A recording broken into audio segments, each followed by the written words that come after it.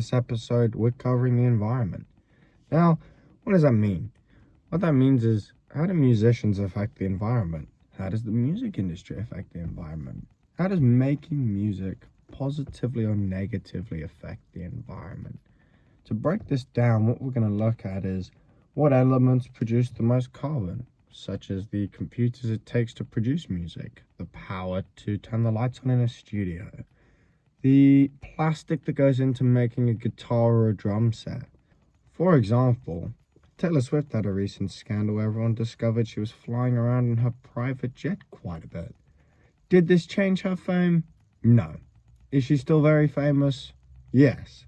However, when you pull up the numbers as I did, in about a 6-month period, she produced 8,293.54 tons of emissions. That's a lot. Now, to be specific, that's 1,184.8 times more than the average annual emissions for a person.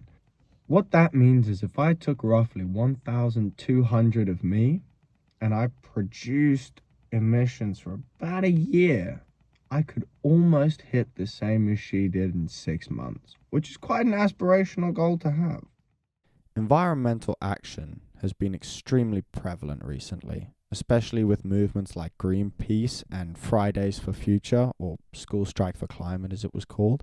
Many artists follow in these footsteps, trying to lead the way for other musicians and for the industry as a whole to move towards a more renewable future. These are people like Billie Eilish, who banned plastic straws and offered water refill stations at her concerts, or the Heron Brothers, who aim to create a 100% carbon neutral album and tour, or Massive Attack, who hosted, I believe, an almost carbon neutral festival, or that was their aim.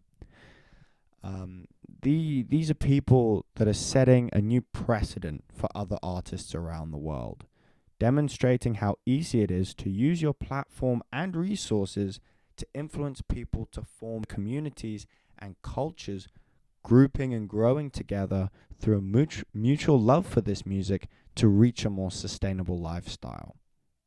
Also, eco-friendly music festivals have been growing in popularity, with festivals like We Love Green and Green Gathering leading the way in recycling, waste management, and reducing plastic usage, encouraging other festivals to follow suit.